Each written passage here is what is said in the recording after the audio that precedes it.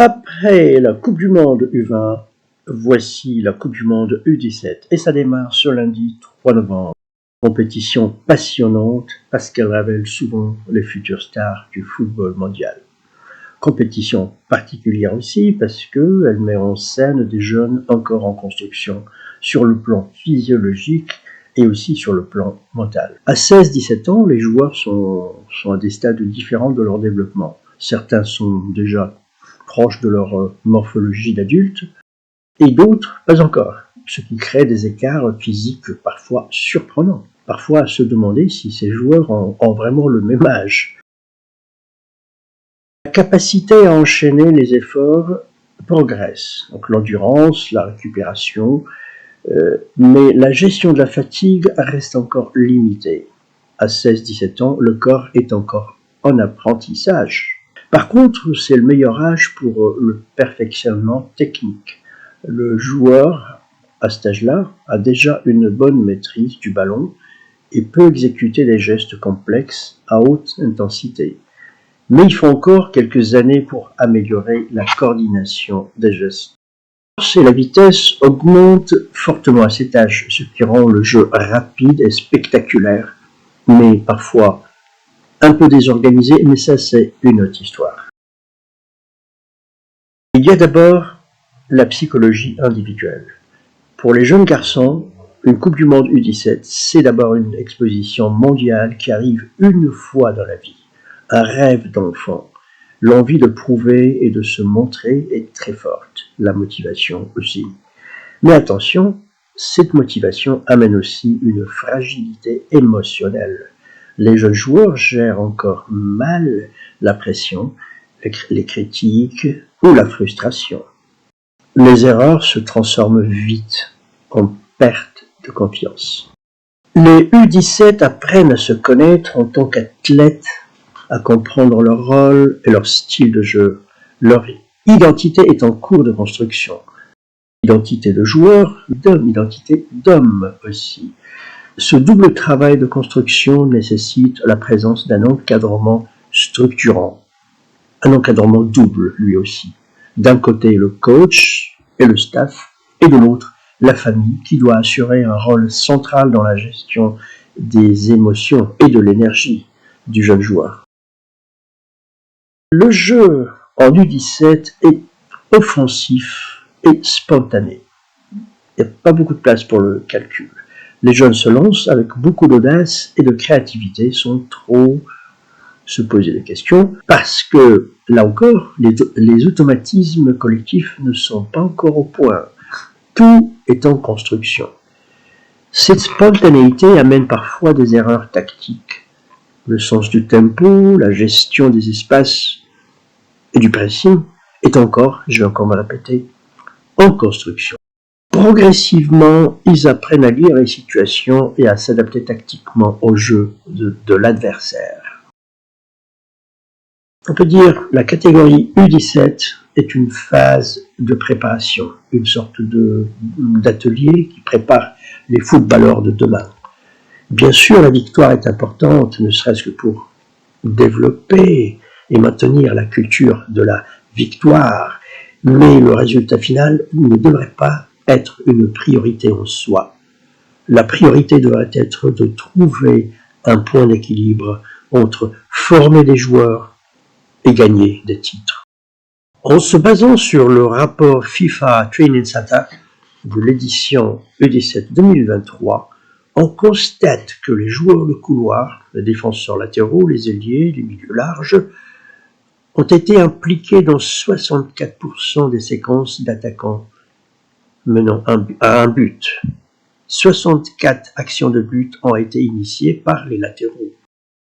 Là, je mets ensemble les latéraux, donc défenseurs, et aussi ailiers, avec les milieux qui viennent en renfort. C'est une augmentation notable par rapport à 2019.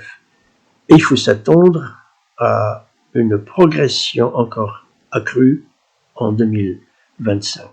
Les ailiers, les latéraux offensifs seront les stars de la Coupe du Monde 2025. Cette organisation tactique vise à isoler un défenseur à effectuer des duels 1 contre 1 et provoquer des déséquilibres grâce à la vitesse de course et au relais permutation. Donc pour le tournoi 2025, on peut s'attendre à beaucoup d'actions sur les ailes, au chevauché, aux permutations et à une exploitation des espaces larges créés par ce mouvement. Les équipes U17 ne sont plus figées dans un seul système rigide. Ils n'ont jamais été, en réalité, mais on observe par exemple l'usage fréquent du système de base 4-2-3-1 qui offre des variantes 4-1-4-1, 4-2-4 transformées en 2-3-1-4 selon les phases du jeu. Cette flexibilité permet de passer des phases défensives, bloc bas ou médian, à des phases d'attaque en surnombre ou en changement de largeur. La hausse du niveau technique moyen sera toujours de rigueur. Les U17 de 2023 jouent déjà comme des mini-professionnels. Ça va se confirmer dans ce mondial U17 2025. Le niveau va continuer à progresser. Les transitions offensives et défensives seront peut-être plus décisives. Les équipes capables de se remplacer vite vont dominer. La gestion émotionnelle et la capacité à maintenir un plan de jeu stable vont faire la différence dans les matchs serrés. Et il y en aura certainement. Il y aura dans cette Coupe du Monde encore beaucoup d'écart dans les performances techniques, physiques et tactiques entre les 48 pays, ce qui rend la compétition parfois imprévisible. Tout peut arriver. Il ne faut pas exclure l'hypothèse de surprise, mais le rapport de la FIFA précise que les équipes qui vont réussir sont celles qui arrivent à maintenir un rythme élevé et à compenser les écarts physiques par une bonne organisation et une maturité tactique achevée. Il y aura moins d'intensité, mais une forte variabilité. Les équipes U17 couvrent en moyenne 3% moins de distance totale, 14 à 16% moins de courses à haute intensité et entre 18 et 26% moins de sprint que les équipes U20 ou les seniors. En fin de compte, capacité de s'adapter à l'évolution du match et au style de l'adversaire. Capacité de maîtriser le rythme pour mieux gérer la pression. Constance physique et mentale. En battant beaucoup la possibilité d'erreur, et ça permet aussi de lancer des contre-attaques dans les espaces libérés par l'adversaire. Il y a une utilisation des ailes et des joueurs offensifs mobiles qui le permettent.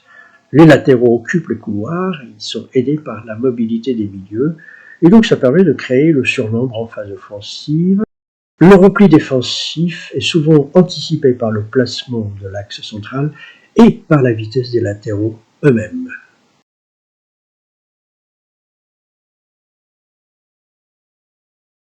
Avec ses 5000 habitants, Montferrier n'est pas vraiment une ville, à peine un village aux portes de Montpellier, à 7 km de Montpellier exactement. Mais le petit village est en train de s'imposer comme centre de formation des jeunes footballeurs. Le club, qui se définit comme familial, s'est doté de structures solides et d'un complexe sportif de niveau pratiquement professionnel. Alors c'est ici, si je parle de ce club, c'est qu'il y a un rapport avec notre histoire. C'est ici que le talent de Naël Haddani s'est révélé. Il est approché par Monaco, où il commence une carrière très prometteuse. Et dans la foulée, il est convoqué chez les Lionceaux U17. Et en l'absence de Belmokhtar blessé, on peut s'attendre à ce que l'invité de dernière minute prenne les commandes de l'attaque. C'est une histoire qui ne fait que commencer.